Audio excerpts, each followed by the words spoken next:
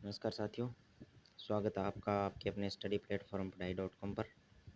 तो आज है 19 जून और 19 जून 2026 से संबंधित जितने भी राष्ट्रीय, अंतर्राष्ट्रीय और राजस्थान करंट अफेयर से प्रश्न रहने वाले हैं वो मैं आपको तथ्यों और जो ऑथेंटिक न्यूज़ एनालिसिस है उनके साथ करवाऊँगा। तो सभी साथी क्लास को पूरा देखें और चैनल सब्सक्राइब कर लें ताकि डेली करंट अफेयर अपडेट आपको मिलता रहे। तो चलिए शुरू करते हैं आज की क्लास। आज की क्लास में हम मुख्य रूप से पढ़ेंगे सरिंदा को जीआई टैग प्राप्त हुआ है और सीनियर राष्ट्रीय जो तैराकी चैंपियनशिप 2026 है और संगीत नाटक अकादमी पुरस्कार 2026 के बारे में हम विस्तृत रूप से जो पढ़ेंगे और साथ में सूझस प्रश्नोत्तरी भी हम देखेंगे। तो लास्ट में मैं आपको प्रश्न पूछूंगा जिनके जवाब आपको कमेंट बॉक्स में देने हैं। तो चलिए शुरू करते हैं आज की क्लास। आज की क्लास का पहला प्रश्न है, न्यू डेवलपमेंट बैंक यानी एनडीबी का 10वां सदस्य बना उज्बेकिस्तान। तो जून 2026 में उज्बेकिस्तान एनडीबी का यानी न्यू डेवलपमेंट बैंक का 10वां सदस्य बना और एनडीबी में शामिल होने वाला पहला मध्य एशियाई देश बन चुका है। कौन? उज्बेकिस्तान। बैंक बैंक ऊर्जा, जल प्रबंधन, परिवहन एवं बुनियादी ढांचा परियोजनाओं में निवेश करेगा। तो अब बात करें न्यू डेवलपमेंट बैंक के बारे में, तो इसकी स्थापना हुई 2014 में और ब्रिक्स देशों द्वारा। संचालन प्रारंभ 2015 में। मुख्यालय शंघाई चीन में और वर्तमान अध्यक्ष डिल्मा रूसेफ ब्राजील से हैं। अब बात करें अगले प्रश्न पर, तो भारत जापान संयुक्त ऋण तंत्र जेसीएम। तो भारत और जापान ने पेरिस समझौते के अनुच्छेद 6.2 के तहत संयुक्त ऋण तंत्र लागू करने पर सहमति बनाई। उसका उद्देश्य कार्बन क्रेडिट व्यापार एवं ग्रीन हाउस गैस उत्सर्जन में कमी लाना है और यह जो निम्न कार्बन प्रौद्योगिकी एवं जलवायु सेवाओं को बढ़ावा देने वाला है। पेरिस समझौते के बारे में बात करें तो इसे 2015 में अपनाया गया। COP 21 पेरिस में। उद्देश्य है वैश्विक तापमान में वृद्धि को 2 डिग्री सेल्सियस से नीचे रखना और जो UNEFCCC के अंतर्गत कार्यरत है। और COP 31 का आयोजन वर्ष 2026 में तुर्की में किया जाएगा। तो अब बात करें UNFCCC की, तो इसकी स्थापना 1952 के रियो अर्थ समिट में हुई। जो रियो का पृथ्वी सम्मेलन हुआ 1992 में, उसके संबंध में हुई और इसका मुख्यालय बोन जर्मनी में स्थित है। अब बात करें एक्सरसाइज पिच प्ले की, तो अभी थोड़ा डिटेल में भी आगे हम इसके बारे में पढ़ने वाले हैं। तो ऑस्ट्रेलिया द्वारा आयोजित बहुराष्ट्रीय हवाई युद्ध अभ्यास आयोजन 20 जुलाई से 7 अगस्त 2026। भारत सहित जो 19 देशों की वायुसेना इसमें भाग लेने वाली है। ये उद्देश्य है इंडो पैसिफिक क्षेत्र है उसमें सैन्य सहयोग को बढ़ाना। इसकी शुरुआत हुई 1981 में। यानी एक्साइज पिच प्ले की आयोजन रॉयल ऑस्ट्रेलियन एयरफोर्स द्वारा प्रत्येक 2 वर्ष में इसका आयोजन किया जाता है।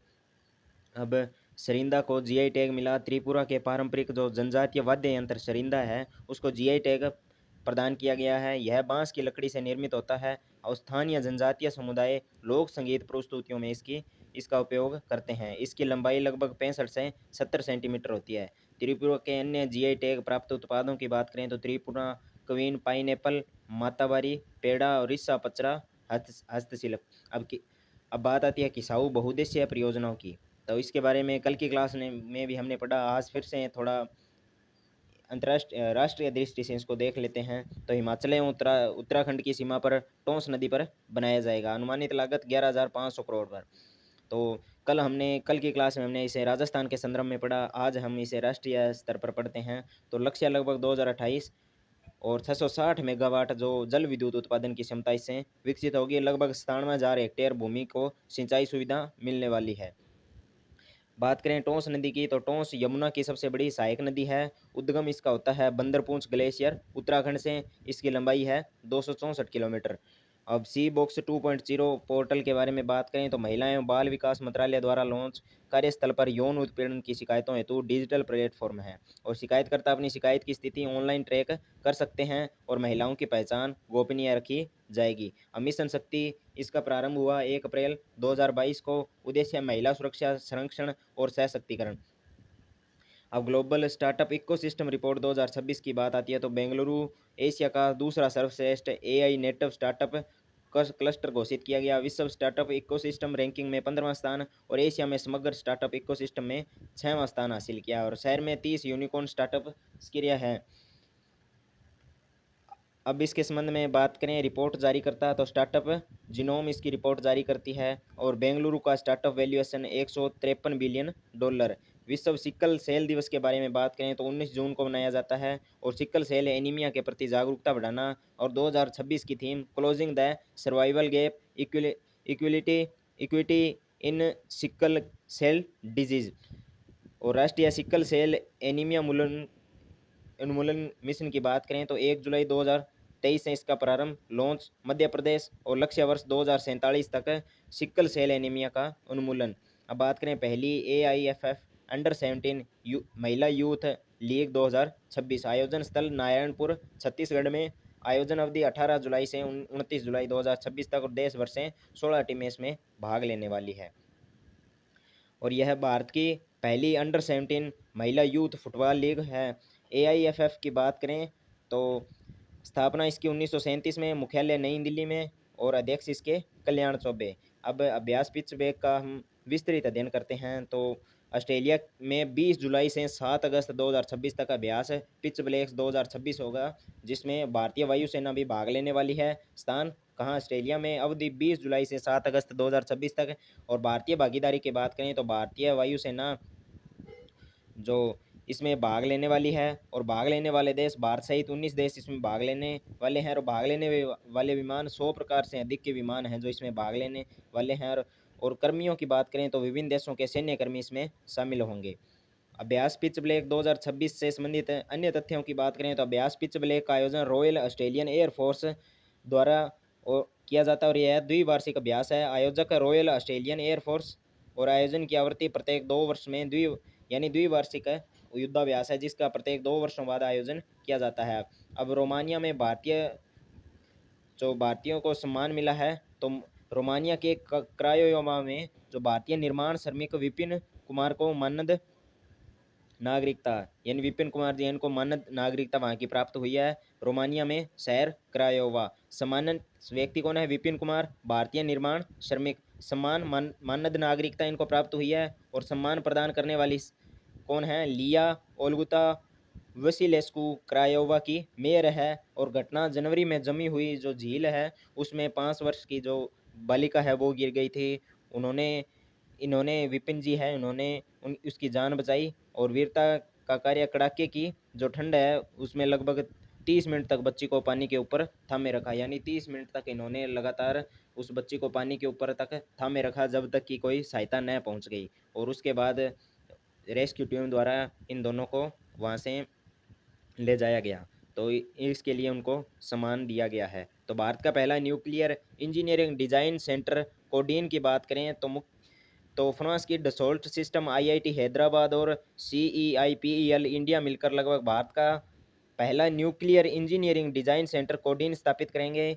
यह केंद्र भारत इनोवेट्स 2026 कार्यक्रम के दौरान फ्रांस के नाइस शहर के हस्ताक्षरित त्रिपक्षीय समझौते ज्ञापन MOU के तहत स्थापित किया जाएगा। उद्देश्य 2047 तक 100 गीगावाट परमाणु ऊर्जा उत्पादन के राष्ट्रीय लक्ष्य तथा नागरिक परमाणु ऊर्जा क्षेत्र की निजी भागीदारी को बढ़ावा देना। अब बात आती है सर्वम AI की, तो बेंगलुरु के सर्वम AI यूनिकॉर्न क्लब में शामिल हुआ। वैल्यूएशन लगभग 1.5 बिलियन डॉलर। और स्टार्टअप सर्वम AI मुख्यालय इसका बेंगलुरु कर्नाटक में। उपलब्धि सीरीज B फंडिंग के पहले चरण में 234 मिलियन डॉलर जुटाए। वैल्यूएशन लगभग 1.5 billion dollar post money valuation. और स्थित यूनिकॉर्न क्लब में शामिल और भारत के सबसे मूल्यवान AI स्टार्टअप्स में से एक बना है। राष्ट्रीय सांख्यिकी आयोग NSC में नई नियुक्तियां हुई है। तो भारत सरकार ने डॉक्टर शैबल चट्टोपाध्याय को राष्ट्रीय सांख्यिकी आयोग का नया अध्यक्ष नियुक्त किया। भारत सरकार ने राष्ट्रीय सांख्यिकी आयोग NSC के लिए नए अध्यक्ष के 3 सदस्यों की नियुक्ति की है। नया अध्यक्ष और 3 सदस्य इसके लिए नियुक्त किए गए हैं। तो अध्यक्ष कौन है? डॉक्टर शैबल चट्टोपाध्याय। और सदस्य की बात करें तो प्रोफेसर सुब्रमता दास, श्री सत्येंद्र बहादुर सिंह और डॉक्टर माधव मुकुंद जी, इनको इसका राष्ट्रीय सांख्यिकी आयोग का सदस्य नियुक्त किया गया है। अब बात आती है राजस्थान करंट अफेयर की, तो सीनियर राष्ट्रीय तैराकी चैंपियनशिप के बारे में बात करें तो जयपुर की दक्षिणा जोशी ने 200 मीटर बटरफ्लाई में 2 मिनट 20.82 सेकंड में रजत पदक जीता। आयोजन अहमदाबाद गुजरात में। स्वर्ण पदक आस्था चौधरी, रेलवे स्पोर्ट्स बोर्ड को। तो प्रधानमंत्री सूर्य घर मुफ्त बिजली योजना के बारे में बात करें तो 13 फरवरी 2024 से शुरू 1 करोड़ घरों में रूफ टॉप सोलर लगाकर 300 यूनिट बिजली का लक्ष्य। राजस्थान लक्ष्य लगभग 5 लाख घरों में सोल रूफ टॉप सोलर लगाना और विशेष प्रावधान प्रत्येक जिले में आदर्श सौर ग्राम विकसित किया जाना इसमें प्रस्तावित है। 3 किलोवाट सोलर पैनल पर केंद्र की 78,000 सब्सिडी प्लस राजस्थान सरकार की 17,000 रुपये अतिरिक्त सहायता इसमें दी जाती है। और 1 किलोवाट सोलर पैनल पर 30,000 रुपये सब्सिडी और 2 किलो सोलर पैनल पर 60,000 की सब्सिडी और 3 किलोवाट पर बात करें तो 78,000 रुपये सरकार द्वारा दिए जाते हैं। और ग्राम पंचायत प्रोत्साहन, हर घर सोलर पैनल लगवाने पर ग्राम पंचायत को 1,000 रुपये प्रति घर दिए जा रहे हैं, अनुदान दिया जा रहा है। और राजस्थान में 2.37 लाख घरों में 882 मेगावाट रूफ सोलर लगा। राष्ट्रीय रैंकिंग में 5वां स्थान राजस्थान का रहा है। अब संगीत नाटक अकादमी पुरस्कार 2024-25 के बारे में बात करें तो 2024-25 के लिए 7 अकादमी रत्न, 109 अकादमी पुरस्कार और 106 उस्ताद बिस्मिल्लाह खान युवा पुरस्कार की घोषणा। और संगीत नाटक अकादमी भारत सरकार के संस्कृति मंत्रालय के अधीन स्वायत्त संस्था है जिसकी स्थापना 1953 में हुई। अब पुरस्कार राशि के बारे में बात करें तो अकादमी रत्न 3 लाख अकादमी पुरस्कार, 1 लाख युवा पुरस्कार और 25,000 के साथ ताम्रपत्र व अंगवस्त्रम दिए जाते हैं। और अकादमी रत्न प्रदर्शन कलाओं में क्षेत्र का अकादमी का जो सर्वोच्च सम्मान है। उस राजस्थान के संबंध में बात करें तो उस्ताद बिस्मिल्लाह खान युवा पुरस्कार 2025 मिला है अकरम खान जी बहरूपिया को लोक नृत्य के लिए। और मंजूर खान मांगणियार को उस्ताद बिस्मिल्लाह खान युवा पुरस्कार 2024 और गुलाबो स्पेरा को संगीत नाटक अकादमी पुरस्कार 2024। और उस्ताद मंजूर खान मांगणियार ढोलक वादक को भी पुरस्कार मिला है। अब बात करें गुलाबो स्पेरा तो कालवेलिया नृत्यांगना है।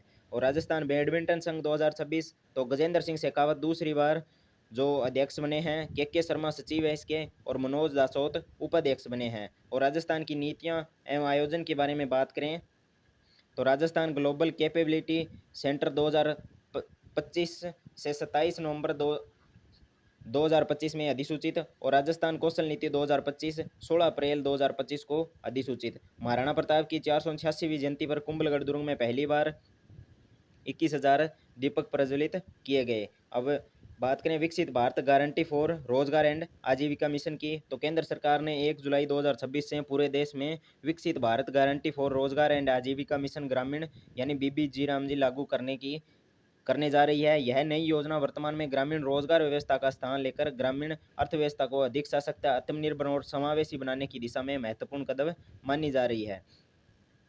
और राजस्थान में भी इस योजना को प्रभावी क्रियान्वयन की तैयारी शुरू कर दी गई है। और इस योजना में प्रदेश को 11,581 करोड़ रुपए से अधिक का आवंटन होगा। अब पात्र ग्रामीण परिवारों को एक वित्तीय वर्ष में 100 दिनों के साथ 125 दिनों का वैधानिक रोजगार अधिकार मिलने वाला है। योजना के तहत भुगतान प्रणाली में भी बड़ा सुधार किया गया है।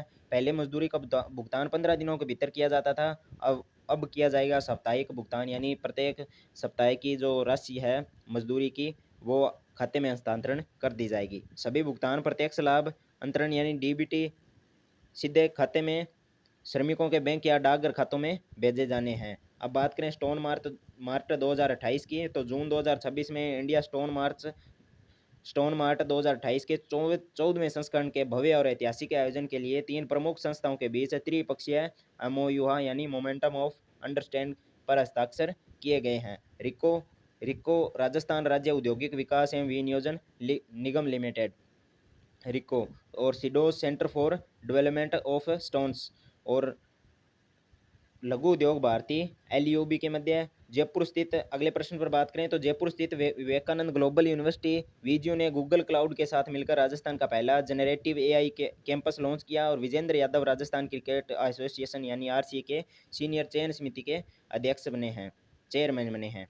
अब बात आती है सूजस प्रश्नोत्तरी की तो बीबीजी रामजी के तहत श्रमिकों को उनके कार्य का भुगतान अब कितने समय के भीतर साप्ताहिक आधार पर डीबीटी के माध्यम से किया जाएगा तो 7 दिनों के भीतर। और ई श्रम पोर्टल पर पंजीकरण के लिए असंगठित क्षेत्र में श्रमिकों की निर्धारित आयु 16 से 59 वर्ष। और हाल ही में जून 2026 इंडिया स्टोन मार्ट 2028 के भव्य आयोजन के लिए जो 3 संस्थाओं के मध्य हस्ताक्षर किए गए हैं एमओयू हुआ है तो रिको सिडोस और लघु उद्योग भारती के मध्य है। और राजस्थान के इतिहास में वीरता और स्वाभिमान के प्रतीक वीर शिरोमणि महाराणा प्रताप की जयंती हिंदू पंचांग विक्रम संवत के अनुसार प्रत्येक प्रतिवर्ष ज्येष्ठ शुक्ल तृतीया को मनाई जाती है। और पंचगौर योजना में एक जिला एक उपज के तहत झालावाड़ जिले की उपज है संतरा।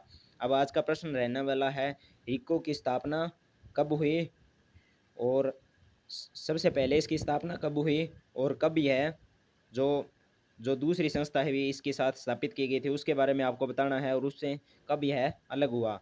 तो कमेंट बॉक्स में कमेंट जरूर करें। अब बात आती है न्यूज एनालिसिस की। तो ई श्रम के बारे में हमने पढ़ा। तो ई श्रम पर कौन कौन पंजीकरण कर सकता है? जो भी श्रमिक जिसकी आयु 16 से 59 वर्ष के बीच है, जो असंगठित क्षेत्र में कार्यरत है, वह ई श्रम पोर्टल पर पंजीकरण के लिए पात्र है। और प्रवासी श्रमिक, प्लेटफॉर्म श्रमिक और कृषि श्रमिक, मनरेगा श्रमिक, मछुआरे, दूध वाले, आशा कार्यकर्ता, आंगनबाड़ी कार्यकर्ता, सड़क विक्रेता, रिक्शा चालक आदि भी इसमें शामिल हैं। और स्वच्छ हरित विद्यालय रेटिंग में राजस्थान का डंका देश में तीसरे स्थान पर। और ये 11 विद्यालय इसके लिए चयनित हुए हैं। अगर आप पढ़ना चाहें तो पढ़ सकते हैं। बाई चांस से इनका नाम पूछ भी सकते हैं। और कई बार एग्जामिनर क्या है आजकल कुछ भी पूछ लेते हैं, तो इनमें से एक नाम पूछ भी सकता है, तो आप इसे विस्तृत रूप से पढ़ सकते हैं। और इंडिया स्टोन मार्ट 2028 रिको सिडोस और लघु उद्योग भारती के मध्य त्रिपक्षीय एमओयू। हमारा लक्ष्य राजस्थान के औद्योगिक हब बनाना और अधिक से अधिक युवाओं को रोजगार उपलब्ध कराना। और स्टोन मार्ट के अगले संस्करण में अधिक से अधिक देशों की भागीदारी और रिकॉर्ड विदेशी खरीदारी पर जोर रहेगा। तो ये थी आज की हमारी क्लास। तो जो भी साथी क्लास को पूरा देख चुके हैं, एक बार कमेंट बॉक्स में कमेंट जरूर करें और बताएं आपको कैसी लगी आज की क्लास। तो धन्यवाद। जय हिंद, जय भारत, जय राजस्थान।